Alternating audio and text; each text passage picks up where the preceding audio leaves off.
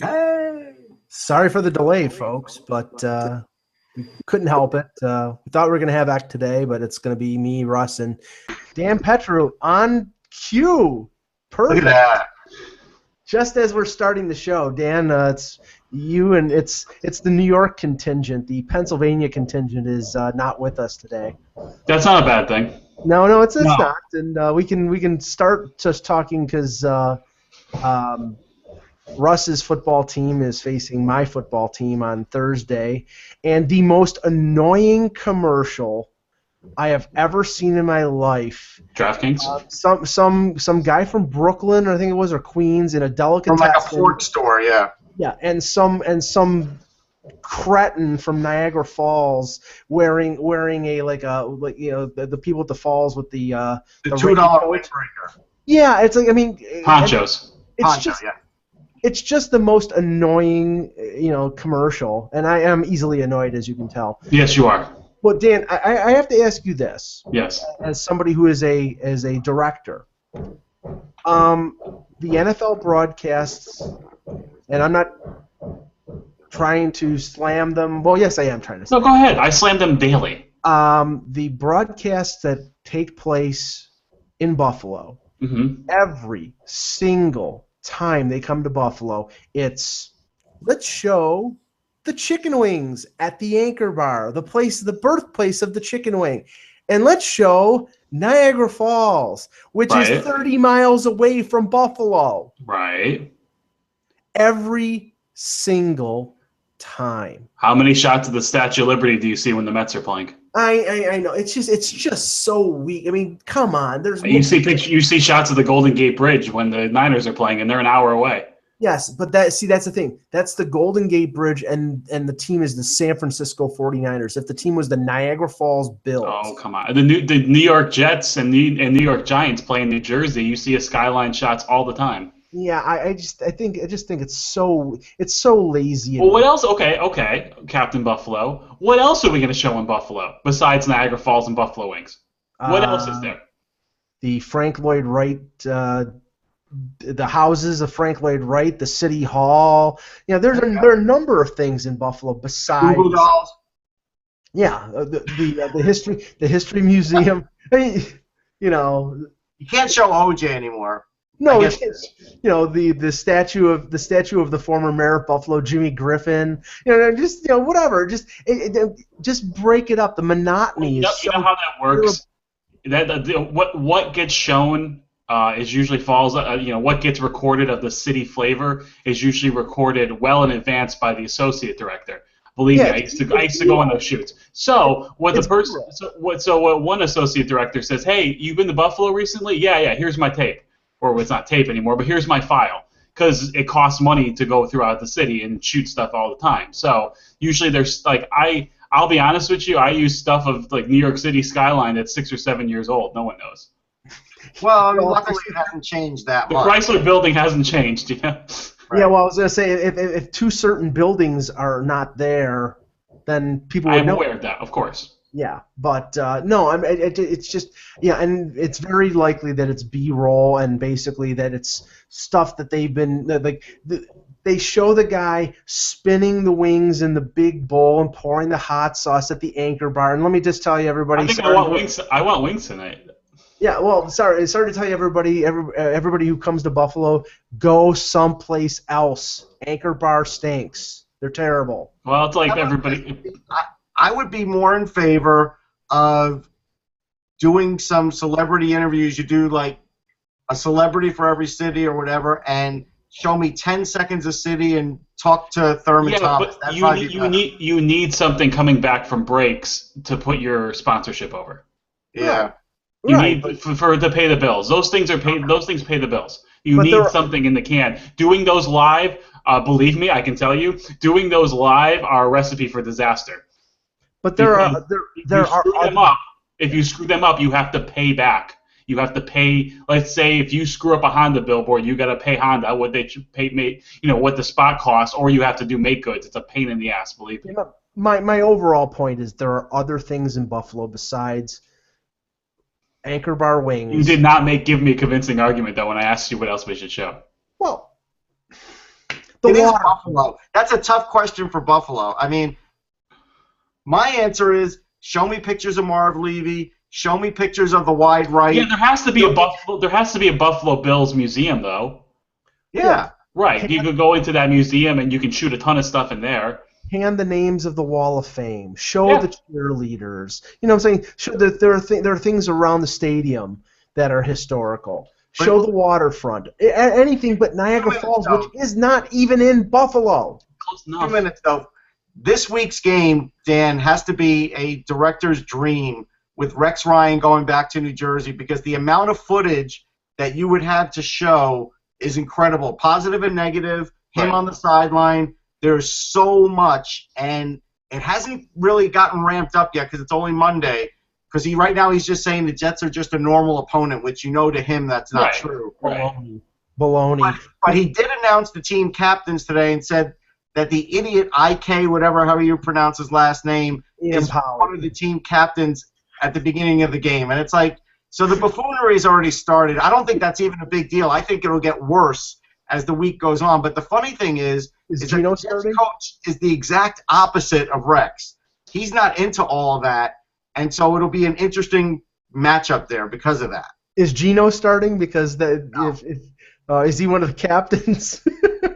He could be, but I'll tell you this. I wrote an article on Sportsology because I think this week's games is about the coaches. I don't even think you could interchange the players. They play similar systems. They have similar guys. I think it's about the coaches, and I think it's about the undisciplined play of the Buffalo Bills. They lead the league in penalties. They're going to get 2 or 3 personal fouls. And if the Jets just play smart, you just have to win field position in that game. That's my feeling. Yeah, I'm wondering whether there'll be some like Ron Wilson bounties on the and I know that the NFL has already gone through their own bounty scandal, but I'm sure there's some surreptitious way that Rex Ryan can say, hey guys, if you get this guy, I'll give you something, but whatever. I just have a feeling that there's going to be some of that stuff going on for this game. And I did more research on the color rush movement for the NFL, and they tried to say it was like this community thing, but now they're selling color rush jerseys. And it looks like they're only doing it for Thursday night games. They're special Thursday night jerseys that they'll only wear for that and nothing else. People should go search it. They look like bad superhero costumes. That's what they look like. Apparently jersey. This is the last thing about football. Yeah. The Bills jersey. All of a sudden the echoes come back. The Bills jersey is all red. They've never worn an all-red jersey ever. It's an abomination. I've seen it. It's hideous. And the Jets looks like the Ryan Reynolds Green Lantern. It's bad. That was a bad movie. Yeah, it's just well, Blake Lively wasn't bad. She made it look good. It was a terrible movie. It was a horrible movie. Yeah, and so it's going to be like a Christmas tree, I guess, on Thursday night is what you're saying. It will be, absolutely. It's hideous. It's hideous. But okay, let's talk hockey. Let's talk hockey here. Okay, Dan, you go first. Okay. Hello, Hockey World. Today is Monday, November 9th, 2015. I'm Dan Petru. I'm Russ Cohen from Sportsology. And I'm Michael Agello, and this is the Hockeybuzzcast here on Hockeybuzz.com. Well, gentlemen, an interesting weekend in the NHL. Some wins, some losses, some events. I noticed one thing, Russ, a little surprising, that Patrick Kane is at the top or near the top of the NHL scoring after all the stuff that we talked about, after all the ugly things, and we're not going to go into that, but just the fact that even through all that, Patrick Kane ended up being Patrick Kane on the ice. He's still a dominant player, and in spite of the fact that the Hawks are in this Herculean struggle in the Central Division with a number of teams, Patrick Kane and Jonathan Toews are just going like they always do. Yeah, he blocked it out. I mean, he's able to just play. He's got a pretty good insulated situation there with that team. That team knows how to deflect. Jonathan Toews deserves a lot of that credit. I know Kane's getting the points, but Toews did a lot of deflecting. Dan, I mean, he's an incredible talent, and like I said, I mean, I don't know how many athletes could block out the distraction of what was going on. I mean, we'll never know whether the situation was truthful or not. I mean, more than likely, I mean, it's if there wasn't any charges being brought and there wasn't any civil trial, you have to sort of lean towards one way and not the other. But we'll never know. But he blocked it all out, and he's just being the player that he is. Well, I think I've said this before. I'm just talking about the hockey player here. I'm not talking about the person. But because the person I would compare him to is one of the greatest people ever I've come across with when dealing with hockey players. But Patrick Kane is the best American-born player since Pat LaFontaine. And he has the potential to be the greatest American-born player of all time. His combination of skill and speed and creativity, he is just an amazing player. So actually, I'm not surprised, because usually when you're going through hell or you're going through a difficult time, the best escape is getting on the ice. You guys know it. When you're going through a tough time, sometimes the best escape is to go to work for a little bit. So it's a healthy distraction for him. So I'm not surprised at all that he's been playing great this year. Although Taves, they complement each other so well, but his offensive output, he's on pace for a career high in points as well. No, he's had to. I mean, I keep going back to those two back-to-back 1-0 overtime victories that they had against, I think it was Tampa and Anaheim. Yep. So they faced the team that they beat in the Stanley Cup Final and the team they beat in the Western Conference Final, went 0-0. Or was one of them against the Rangers? No, it was they beat the Ducks and the Blackhawks. Yeah, so they go 0-0 into overtime, and Taves scores on basically an individual effort both times a minute into overtime. I mean, he's just, it sounds, effusive just to say that he's incredible, but he is. I mean, he's won 3 Stanley Cups, he's won gold medals. He's not just a one-dimensional player. He's a two-way guy. He's a leader. I mean, just incredible. Jonathan Taves reminds me of Derek Jeter, where he might not have the dominant statistical numbers, but when push comes to shove, when you need someone to make a play, when you need to scrap something out, you need a big play, your captain, Taves makes those plays. Yeah, I think that's fair. I've been tracking him for a very long time, covered him in the World Juniors. Even at the draft, we were walking with Taves before he went to the podium, and I said to him, I said, so who are you going to root for? Are you going to be a Cubs guy or a White Sox guy? He goes, and he got this worried look on his face, and the Blackhawks PR guy looked at me like, why are you asking him this? And he goes, I don't know, but he knew, like me and Shane, so he said, who should I pick? And I said, maybe pick outside the box, pick the White Sox. Everybody picks the Cubs. He goes, okay. So he picked the White Sox for the first couple of years, and then he eventually reverted to the Cubs over the years. But he's a regular guy. That's the point. Yeah, and that's good. I mean, that's. Well, I wanted to ask you. There's a little bit of a concern right now. I think it's a little bit overblown right now, in spite of the fact that Pittsburgh, if the season ended today, and we're talking 15 games into the regular season, so that's a little ridiculous to say, but whatever. If the season ended today, Pittsburgh would be in the playoffs. They're third place in the Metro.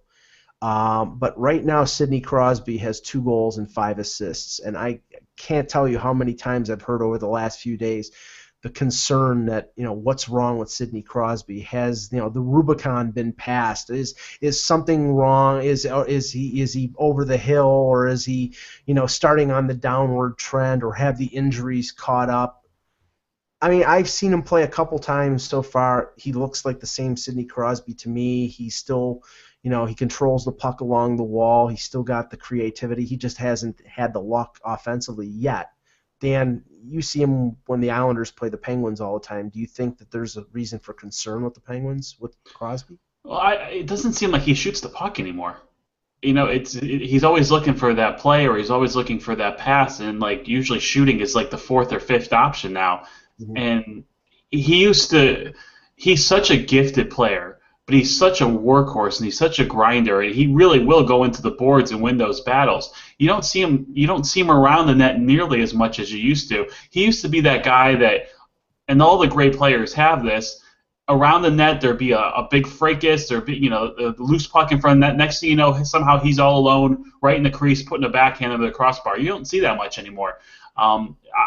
I don't know. I don't know what exactly. I definitely noticed it just does not seem like he's still creating chances for other people, but I don't see him creating chances nearly as much for himself. Yeah, I don't know. Something's wrong there, and I just don't know what it is. Russ, I thought when Kessel was traded there and Kessel was going to play with Crosby, that it was going to help Crosby score more because Kessel, for a winger, is a very good playmaker. But that lasted about 3 or 4 games, and now he's playing with Dupuis and Hornquist, and Kessel's moved on to play with Malkin. I mean, what are your thoughts on this? Yeah, I think he's probably not shooting as much. I don't know. I haven't looked at the stats, but otherwise he's looked the same. I think guys go through slumps and go through changes when a guy like Kessel does join a team. I think it's just the early going of that, and it's not killing him, and I don't think there's anything wrong with him. He's skating fine. He's playing good defensive hockey. He's one of the few on that team as a forward that can, so that's probably a factor too, and that's something where, because Malkin's not going to play any defense, Kessel's not going to play any defense, they have very few forwards that do, and Crosby's one of them. So I think that's on his shoulders too. I just think, the end of the day, things will settle in there. I'm not worried. Moving on to some discussions that are happening, in Toronto at the, while the Hall of Fame ceremonies occur tonight, and we'll talk about that. Wait, you're not discussing the fact that they're ranked 29th as you woke up today, not 30th? Are you talking about the Maple Leafs? Yeah, I'm talking about the Maple Leafs. They're 29th. I have supreme confidence that they'll end up in 30th. I mean, okay. Well. All right, you can move on. I just wanted to see if you'd acknowledge it. Oh yeah, but it's in the standings. What am I going to do? Deny the standings? I think that Columbus is a much more superior team in terms of talent than the Maple Leafs, and so whatever. But there has been some talk, and it came out today in regards to the Olympics. Gary Bettman has made some commentary that the league is going to decide whether they're going to go to the 2018 and the 2022 Olympics. The 2018 is in South Korea. The 2022 games are in China. They're going to decide on whether to go or not on both games at the same time. They're not going to miss one and then go to the other. It's going to be a joint decision. And Dan, in my mind, I think that increases the likelihood of them not going. I don't know what you do at this point. I mean, I understand the decision why the league maybe doesn't want to go, but it does attract interest regardless of what the time zones are. What's the time difference for China? Like 13 hours? It's like 13. Yeah, something like that. All I know is whenever we've been talking about this, I remember Nagano in '98 and watching the game between Canada and the Czech Republic when Hasek stoned the Canadians and they won. That game was on, I believe, at 1 or 2 o'clock in the morning.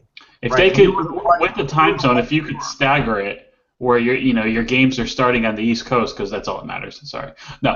If you could start your games, you could start your game East Coast time somewhere around 6, 7, 8, 9 in the morning.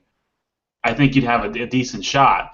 I understand. Look, I understand both sides of the coin here. I understand the NHL's hesitancy to do this based on the time difference. I also understand the general managers with so much money invested in some of these players. Look, I saw it firsthand last Olympics. Who's the guy that got hurt? Tavares. So I understand that, but I also understand why the players want to play for their country, and I also understand the attention and the buzz it does create for the league. So I think you're right, though. I don't think they're going to be going to the Olympics. Maybe there could be a compromise. Maybe you let players who are on entry-level contract or undergo. I don't know. Maybe there's some way where you could still get some young players into the game. Maybe kind of like World Juniors. Someone who's a little bit older than that, 20, 21, 22. They'd be able to go if they're in the minor leagues. I don't know. I don't know what they could come up with. Russ, which way are you leaning? Which way do you think they're leaning? I think they've always been leaning no, because if they were leaning yes, there wouldn't have to be a decision made, and definitely on the next two. Right. Like they've just dragged this out to the point where in the past there wasn't much of a decision. It was usually months and months ago. It was quicker. Now there's a decision because they figured, all right, look, it's going to look bad if we say yes to one and no to the other. That could cause some conflict. And so they said, they're going to say no to both. That's going to be the answer, because right now it's 5:30 in the morning in China, right? So your idea of 9 in the morning could work, but it's also the next day there. So it's it's complicated with the way the internet is. We're going to know when we wake up who won already. Yeah, it's not only with Nagano, but I remember there was a World Cup in South Korea, and I remember watching Team US, the US play in the World Cup, the soccer World Cup, and the game was like at 5 a.m. I mean, it's just unless they radically. There was no Twitter, there was no electronic media. Like no matter how they figure it out, unless it's at a time where we can't find out ahead of time, which we can if it's 13 hours. We're going to know already, and it's going to kill viewership. And so, literally, here's what it really boils down to. Are you having the Olympics? Are your guys taking place in the Olympics to grow the sport, or are they doing it just for TV ratings? Because I don't think TV ratings will be all that good, and I don't think it's going to grow the sport that much. They won't be. The TV ratings will not be affected one bit, whether or not there are NHL players there or not. The Olympics draws because of the way it's packaged. That's my point, right? That's my point. So that should have nothing to do with it. Players won't matter. Right. Correct. I agree. Whether they're there or not, it will not touch the meter 1 second. Right. Now, so there's no real benefit. The IHF makes all the money on the jersey sales and everything else. Right. There's very little benefit for the league. Very little. Right, and that's why there is a benefit with the World Cup, because this is an NHLPA. Right. Joint venture. Right, sponsored event. So I wouldn't mind seeing a group of college kids, honestly. I really wouldn't. Either. I wouldn't either. You know what? You look at now the way these kids are at 18 and 19. There's some you could put together. If you put a Team USA together based on the college and juniors, you'd have a really good team. Yep. Something associated with the World Cup, and I pretty much knew that this was going to happen. There was a little bit of a indecision or a little bit of a cloudy picture regarding the Russians and the KHL and whether KHL players were going to be able to participate in the World Cup next August and September. Because the KHL season starts earlier than the NHL, and there was going to be some sort of conflict of schedule. But apparently, the KHL is sort of loosening their restrictions, and they may send some of their players to Toronto for the games in September and early October. Question now is, and I know that they brought this up on Hockey Night in Canada on Saturday, whether what the percentage of how many Russians and how many Russians in the NHL and Russians in the KHL will make up that team. But I mean, Russ, I think the majority of them will be NHL Russians, because I think the best Russians are in the NHL. There are a few like Kovalchuk and Radulov, but I think the majority of them will be the NHL guys. They will be, except I kind of wonder in the back of my head, like here we know Russians will defect, right? If all of a sudden they change the rules next year and Putin and they decide to, and Fetisov decide to change the rules and make it you're here till you're 25 years old, well then guys are going to look to defect. Yep. Will Canada accept those guys? That's my question. I don't know. If Canada will accept them, then it's just going to be NHL guys, because I don't think Russia will even risk sending those other guys. If Canada acts like Switzerland and says, hey, we're not going to get involved, then they will go. Because I think this is going to eventually come to a head, and there's a lot of young players that are probably with NHL futures ahead of them waiting to see if this thing's ever going to come to fruition or not. And this kind of tournament is when it usually happens. Or it could be like the Olympics in 1980. I think it was Peter Interchak who was supposed to be on the. Well, there was a Czech player who was supposed to be on the Czech team and was not allowed to go to the 1980 Olympics. I'm thinking it was Peter Interchak, but I'm not sure. But he was not allowed to go because they thought he was going to defect. And maybe the Russians will let their 33-year-olds like Kovalchuk, older guys, go over and not send over the young guys who might, if they're going to go that direction, might try to stay over or find a Canadian girlfriend or something like that. Right. And you have to consider too is the U.S. border is very close to Toronto as well. Yeah, it's an hour and a half drive. Yep. It all the time. One other thing that came up with in regards. to World Cup news. I have a little bit of a scoop. Go Yesterday ahead. on the show that I'm on, Sports Talk New York on Long Island, interviewed one Darius Kasparaitis, who said he is going to make a comeback or attempt a comeback to play for Team Lithuania in the World Cup of Hockey. How old is Darius? 40-something? Yeah, he's 40-something, and apparently he got a little huskier than his playing days because he used to be in phenomenal shape. You would know that, Dan. I mean, and I covered him on the Rangers. This guy was just phenomenal. So even if he put on 20, 25 bad pounds, he'll take them off. It's just a matter of if he could skate or not. Noel and I talked to him on the Isles Buzz podcast a few months ago, and he was actually gotten his way to the rink, and he says he's still playing 2 to 3 times a week. Yeah. So good for him. He's say what you want. More of this in the next 6 months. Say what you want about him on the ice. If he played for your team, you were probably a fan of him. Yeah, absolutely. And actually, teammates loved him. He's a good guy. Absolutely. But I remember Carl Brewer coming back with the Leafs in the early '80s, Russ, and he was like 47 years old, and he had a boiler on him, and it was so embarrassing that they brought him back in his 40s. I remember he got into a fight or some scrum, and one of the players knocked the helmet off of his head, and he was completely bald, and it was just embarrassing. Well, here's something else I'll throw out there. Did you guys see the video of Peter Forsberg putting on a disguise playing in the Premier League? Yeah. It looked like he could skate pretty well. Would someone like Peter Forsberg want to come out and just play a couple of weeks in the World Cup of Hockey? He might. Bring back Matt Sundin. Maybe the Leafs can trade him then. I mean, Dan, I think some of these guys are going to consider it. I really do. Yeah, why not? For a short tournament, if some of these guys are still in playing shape, I'm sure Solani could still lace them up. Yeah. Yeah.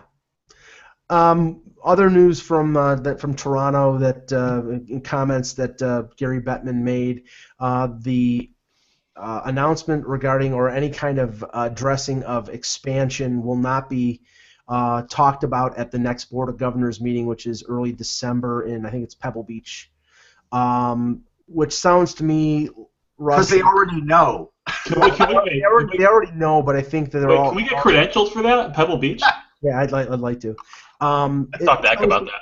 It sounds to me like if they were going to conceive of the idea of starting these teams in 2017, which is 2 years away, that they would be anxious to get the announcement out there as soon as possible.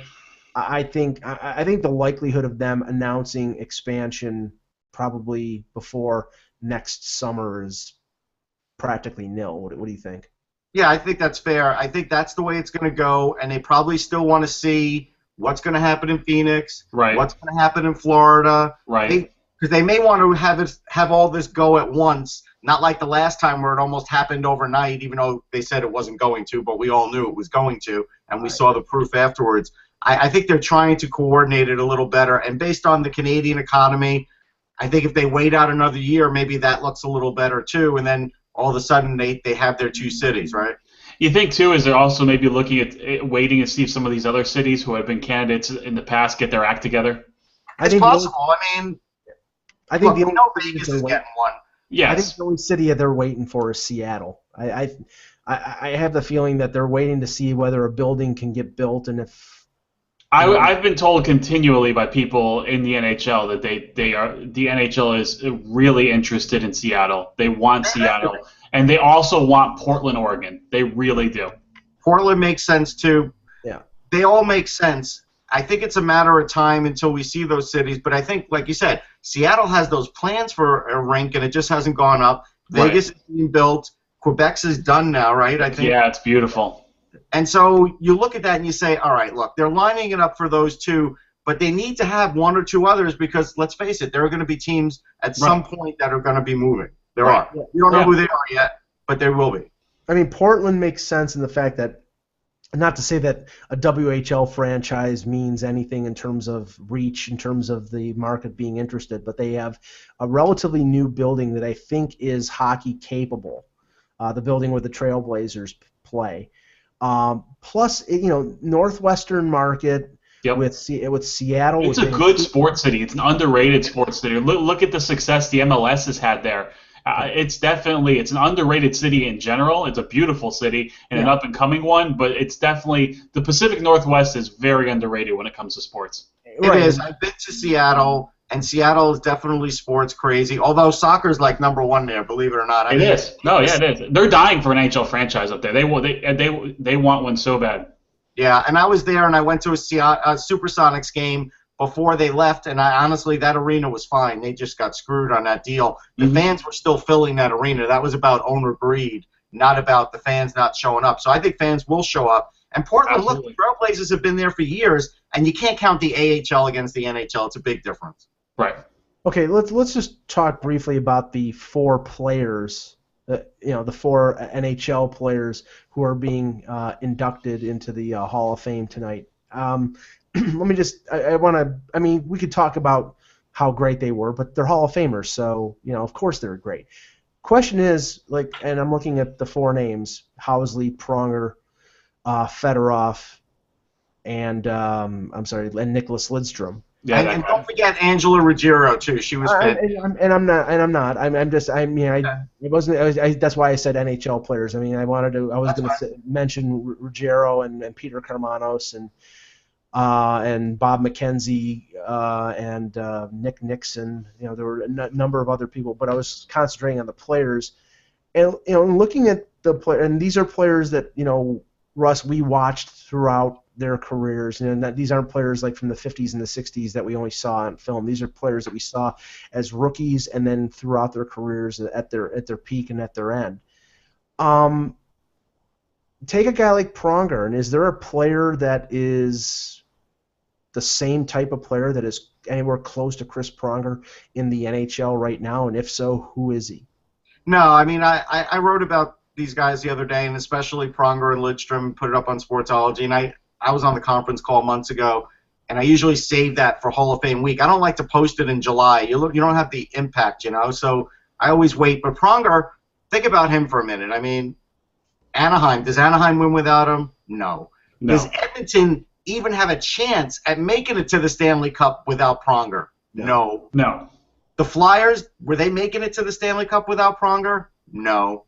I mean, you look at this guy, and he is the reason those teams made it to the Cup and even were contenders, and that is because he intimidated on the ice. He had that elbow in the corner, and he was a gifted offensive player too, really good. But when it came down to brass tacks, he was a big guy that could kill you in the corners, and if a puck went in the corner and it's me and Pronger's coming out with the puck because I'm not even going in the corner. I mean, that's really what it boiled down to. Pronger's coming out with the puck, and you're coming out without your teeth. Right. Now, I was told that Pronger is actually been suspended for tonight, and his ceremony will be a week from Monday. That's great. Well, okay, and is he going to thank the Coyotes for anything in his speech? What do you think? I think he should. For his long and illustrious career in Arizona. Well, then this is the thing. Is I tried to look at the NHL and see what player would come closest to the players that are being put in the Hall of Fame today, and the only guy that came to mind was Shea Weber. But the thing is, I think Pronger is miles ahead of Shea Weber. Not degrading Shea Weber, but I think Pronger was a much better player at his peak than Shea Weber was. I do too. I think more dominant. Look, Shea Weber is better offensively, but Pronger could still give you offense. But again, intimidating. There's nobody like that now. I mean, Chara for a little while. Chara for a few years for sure. Yeah, I think so. Yeah.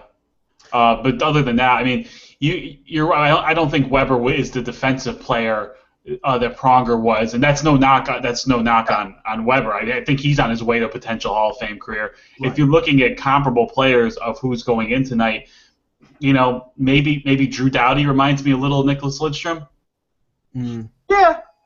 Yeah, I'd say that's fair. But these are very unique players going in tonight. It's hard to come up with comparisons. I was trying to stay with the same country, but I was gonna and there's a lot left in his career, but Oliver Ekman-Larsson is pretty great. Yeah, that's a good one. The funny thing is, Russ, the one I had the toughest time nailing down was Phil Housley, because there are so many Phil Housleys in this league. There are so many guys. Erik Karlsson has got a lot of Phil Housley in him in terms of that offensive dash. I mean, I saw Housley for the early part of his career, and the thing was, early in his career, he was horrific in his own zone. I mean, he was small. He got to be positionally better later in his career, but he was, he wasn't big enough to be like a guy who cleared the front of the net. But offensively, being able to put the opposing defense on their heels because he could counterattack so well. There are a lot of defensemen in the NHL right now, and I think that's sort of a statement to, Bobby Orr was the original, and then there were guys like Dennis Potvin and Boreas Salming and Larry Robinson in the 70s, but guys like Housley in the early 80s, they continued that tradition of having that offensive, that high speed. Paul Coffey was another one, having those type of defensemen, and a lot of people debated whether he should be in the Hall of Fame. I thought he should because he had a great long career. It is debatable. He had a long career. He was a great American player, no question. And I think, again, it's the Hall of Fame. It's not the National Hockey League Hall of Fame. So I think if you do take into account Housley's full career, then he's deserved. But again, as an NHL player, he played in an era where there were a ton of points out there, and he got a lot of them. And so just like in baseball, we call guys compilers, he was a bit of a compiler. It's not to say he wasn't a good player. He was. But it's just, is he Lidstrom? No. Is he Pronger? No. I mean, he's better than Dick Duff, but I don't think that's saying a lot. There's plenty of one-dimensional forwards in the NHL Hall of Fame. So he was an elite offensive player, and I think that should be rewarded as well. Yeah, and this should speak to his value when he was traded to Winnipeg. I think it was 1991. Sounds about right. He was traded for Dale Hawerchuk. Yeah. Who was the franchise in Winnipeg. It was Hawerchuk and a first-round pick for Housley and a first-round pick. And the funny thing was, Buffalo got the higher pick and took Brad May. Winnipeg got the lower pick and took Keith Tkachuk. Buffalo got a guy who could fight. I know Brad May's cousin, actually, and Brad's a good guy. He's a very good guy. That kind of player, he's just not. I think Housley was younger, too, and I think that's part of the value part of that trade. Yeah, they were right. Yes, that's true. And Fedorov, I would have to say Malkin, but the thing is, Fedorov is so much better defensively. Malkin is he's not a liability in his own end, but I mean Fedorov, in Stratomatic terms, Fedorov was he was the highest rated defensive guy, and he could score too at his peak. And that's a character, and that's a quality that's very. Fedorov could do whatever you needed him to do. Yeah. He might have been an all-star defenseman if he played defense. Yeah, Fedorov to me was the Russian Brian Trottier. I mean, again, look, he wasted 10 years with the Red Army team, right? So by the time he got to the NHL, he wasn't even going to be a 17-year-old in the NHL. It was never going to happen. But the thing is, here's the thing about Fedorov, and he did get to the NHL at a young age. I think he was 23, but it wasn't, it was like a 17-year-old, like I said. He could play in any position other than goalie. Go name me another player that could literally do that, and he did that. And so I think Tarasenko, He played games on defense. Yeah, he played a lot of games. He would have been an all-star defenseman. I absolutely believe that.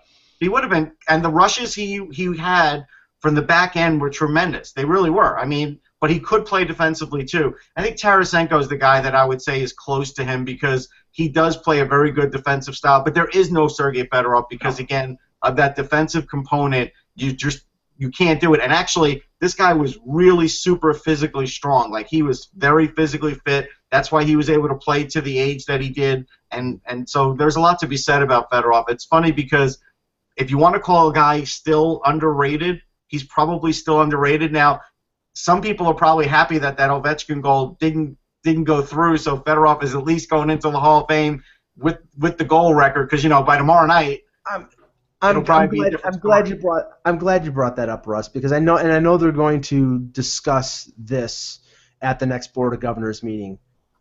The goaltender interference calls, I mean, I think it's getting pretty chintzy because the one that was Toronto and New York where Lupul, he made contact with Lundqvist's skate. It was incidental contact. It wasn't like he was kicking out his feet. It was incidental.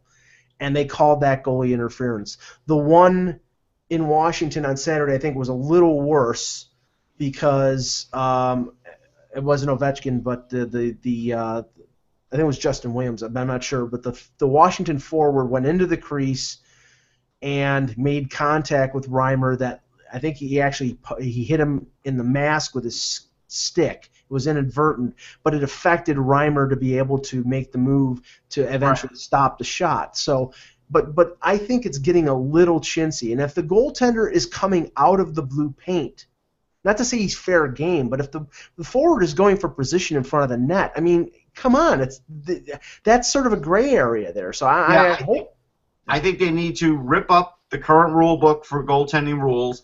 You know, like last year they didn't have anything for goaltending interference, so now this year it seems like they're making up for it too much on the other way. And I think they need to rip up the rules, and I think out of the blue paint, guess what? You are fair game. And that will get goalies to stop doing that. And then as far as players go, they need to know if they're really in the goaltender's kitchen like that, if they touch their equipment, most likely that goal is coming off the board. If they start to learn that, then they'll stop doing that. Because let's face it, guys, some goalies get killed out there. They really do. They do. Lundqvist is one of them. No, I think they need to simplify it and define it better. I think if you're in your crease, you have the right to your crease. If you're out of your crease, I think if the contact comes after the puck's by you, it shouldn't matter, because that's something they can tell during review. And I also think the only situation where it should be goaltender interference is if I'm trying to extend my arm and the player's there and I can't make a save because the player's coming into contact with my pad, or because I can't stretch out and actually make the save. But other than that, if there's accidental contact or incidental contact, the goals should count. Look, we're in an era now where goals are at a premium, and we shouldn't be taking that many off the board. Right. Dan, I wanted to ask you, because I know that he was sent to Bridgeport, but I didn't get any kind of report. Actually, he's in the kitchen right now. I'm going to make him dinner after the show. Nice. That's being neighborly.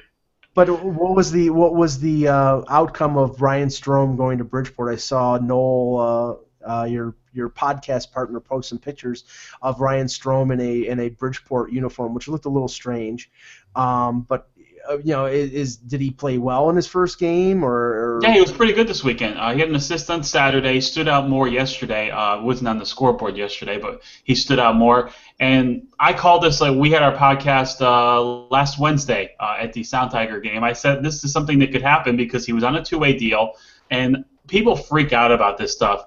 Players in other sports, especially in baseball, they get sent down to the minors all the time to clear their head, come back up with it's nothing on Ryan Strome. He's just been awful. So send him down. Let him get his head on straight. Let him get away from the mess that's going on with the Islanders right now and come back confident and ready to contribute, because they're a mess right now up front. They are.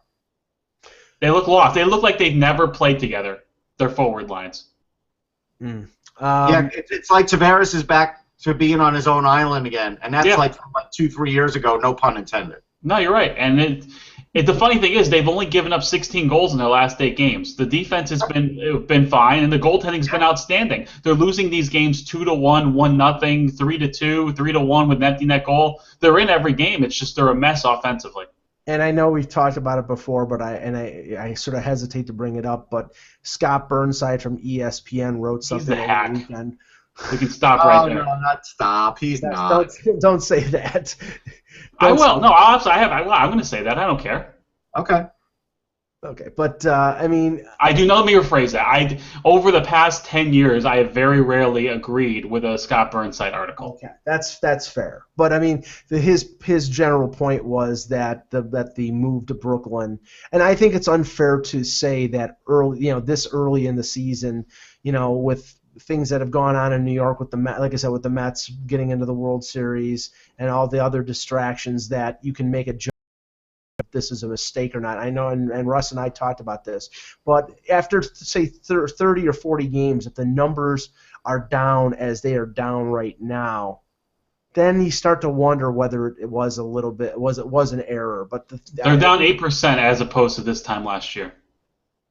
Yeah, I mean, but they're making money. That's the thing. That's the thing. Yeah, that's the thing. They're not losing money. They could have been sold out in Nassau losing money. Here's the fair part. We're all focused on the attendance part, which is the easy part for us to be focused on as media. Right. But they're making more money. They didn't have any luxury boxes to speak of at the Coliseum. Now they do. So from a team standpoint, they're getting what they need to get. But from an outreach standpoint, we've talked about it. They need to remarket this team, and they need to do it now. They can't wait for 30 or 40 games because the Rangers are off to a legendary start, and the Islanders are a far second in the city. They need to somehow capture the imagination of fans, even if it's first-time fans. I wish they would do something like, hey, first-time fan program, something. You never been to a hockey game? Buy one, get one free. Something. Let's get them in there. Ray Yorback doesn't care about that, though. He wants this to be hip and trendy. You see what he's done with the Nets. He wants Jay-Z and Jimmy Fallon spending $20,000 in the game, and he doesn't care about 8-year-old kids. I mean, it's really that simple. They had 13,500 last night, which is pretty good for a Sunday afternoon game. So it's definitely a work in progress, though. It is a work in progress, and that's my point. Is it shouldn't be They should have had this figured out. They blamed it on the Mets for a while, sure, but now the Mets aren't in it anymore. Football's only once a week. Right. They can succeed there, but they haven't shown me a way to do it yet. No, I continually say, they make it. The Barclays people are making it seem like the Islanders are sleeping on the Nets futon. Right. That's what it feels like. It does not feel like. It doesn't feel like home. And Dan, what's fair to say? Maybe 30% of the fan base that used to be at the Coliseum is angry and they're not showing up to as many games? Well, that's stupid. If you're not going to go because you're is that fair? Because I see it in here. I don't think 30%. There is a number of people that are going to be angry regardless, and they would rather have a crappy team 5 minutes from their house than a good team in Brooklyn. It's just the way it is. And if you're going to be mad at anyone, it's not Charles Wong, it's not the Islanders. Be mad at your politicians in Nassau County. And they made a difference last week. One of the women, Kate Murray, who was instrumental on the Islanders leaving, was voted out did not win her election. So yeah, now it's a little too late though. And now they're going to refurbish Nassau Coliseum, which is what they, maybe they needed to do in the first place, but. The funny thing is too is when the last referendum about the Coliseum, how it would, they said the taxes would go up about $10 to $15 a person, but they basically spun it as if you keep the Islanders, you're voting for taxes, blah blah blah. Well, now they're going up almost 2%. So it's Nassau County. They're the highest tax county in the nation. It doesn't matter. It does not matter. Just tax Howard Stern. He can handle it. Okay, couple quick hit items here from Ack from his blog. Mentions Eric Staal and mentions the connection possibly to his former GM, Jim Rutherford, and the Pittsburgh Penguins. Russ, I think that's the last thing that Pittsburgh needs is another center. If they're going to trade for a guy who's making $8.2 million, it's going to be an $8.2 million defenseman. It's not going to be an $8.2 million. It's not going to be. This is Jim Rutherford we're talking about. Don't put logic in there. Don't. I mean, I don't want to say that, but it's what it's come to in Pittsburgh. Jim Rutherford will do whatever it takes to boost the offense on that team and will ignore the defense. That's what he will do. If it takes getting Eric Staal because he likes Eric Staal, he'll probably bring him over. I mean, he's doing illogical things now anyhow. It's just, and I'm sure Mario Lemieux's going crazy over it. I'm sure because we all know the NHL is based on defense, and they've gone the other way. Even if they make the playoffs, they're not going to go far in the playoffs unless Fleury just shuts out other teams every game. And Fleury's been amazing. They would not be a playoff team right now without Fleury. Right, and that's the thing. They had no defense, none. Well, the funny thing is, if they traded for Eric Staal, it would probably cost them a guy like Sprong. Probably cost them their 2017 first round pick was the 2016 first round pick is going to Toronto if they make the playoffs. It could cost them a goalie like Matt Murray. I mean, it could cost them 2-3 pieces. And if you're Carolina, that's who you're asking for. Right, exactly. Well, yeah, because that's the funny thing.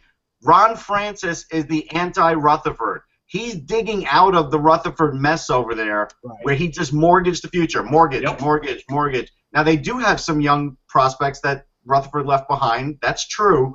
But, again, Pittsburgh's going about this the wrong way. They really are. And it's going to take Francis probably 3 years to fix Rutherford's mess in Carolina. Absolutely. Probably. And for all we know, they might not be in Carolina when they fix it. That's true.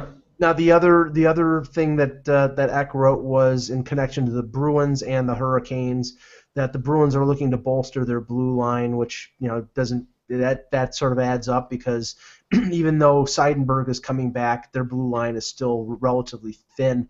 But he's not saying that they're looking for a top 4 defenseman from the Hurricanes, that they'd probably be looking for a veteran depth guy, and that to me that strikes of either John Michael Liles or Ron Hainsey. I think Hainsey makes more sense because he's sort of a tough, defensive-minded guy who I don't think he's even in the same stratosphere as Johnny Boychuk, but maybe he's a poor man's Boychuk in terms of the aggressiveness in the defensive zone. I think right now, Russ, I think that Boston is looking to patch up their defense on a short-term basis. And Boston's caught in nowhere land. They are. They're caught in. They're one of the highest ticket price teams in the league, right? So they can't tell their fans they're rebuilding, although they tried to sort of do that this last draft.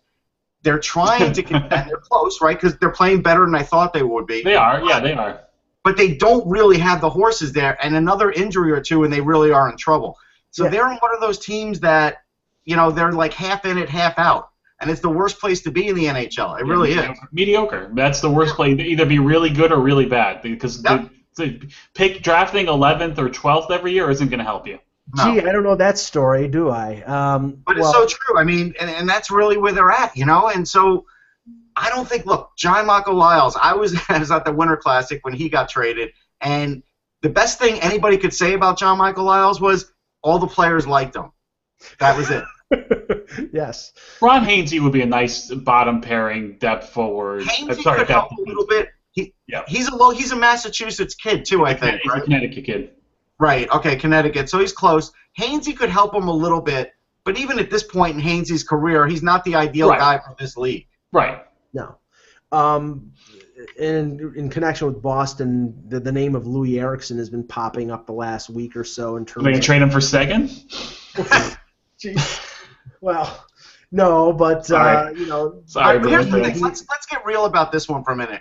I don't think Peter Chiarelli was the one who really wanted him traded. I think Jacobs really wanted him traded.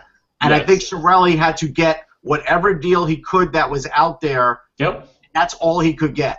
Are you saying that this was like a Patrick Waugh deal and he walked up to the owner and said, trade me now? And what did they get? Jocelyn Thibault and yes. Yeah. I think, right, Dan, didn't you get that feeling? Because that's what I've always gotten that feeling. Right.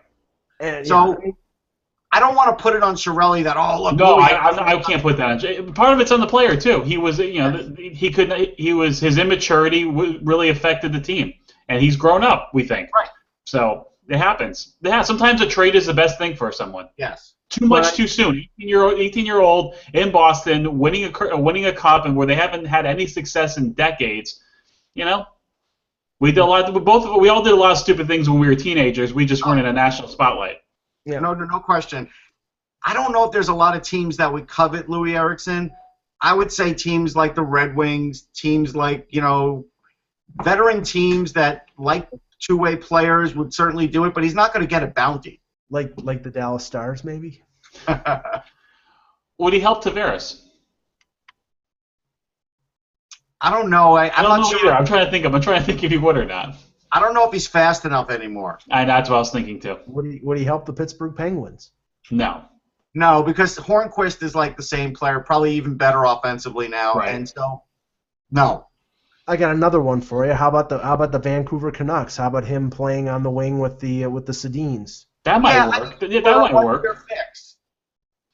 Yeah, because we know the direction that organization is going in right now with Virtanen and McCann, but I think that they still have a goal to make the playoffs this year, and if it's a rent-a-player situation and they don't have to give up a ton, and that might be something they would do. The interesting thing, and we'll talk about this more during the week, is the fact that we're getting into the area now. It's November 9th, but more than likely in the next couple of weeks, you're going to have those general managers who have started to look around the NHL to start acting on their little scouting trips that they made over the first month of the season to see if some deals start shaking loose. I know that Bob Murray from Anaheim was in Toronto last week. when Dallas was in town. There's, we can't really read into that more than, maybe he was just doing some long-term scouting for some players who they, because the Leafs are an open book. They're going to be trading probably half that roster before February 29th. So, he may be looking at some guys that he files in his mental Rolodex down the line. But I have a feeling, Dan, that, and this will be the last thing, I have a feeling that, the trades are going to start happening. I think so. Yeah, I definitely think so.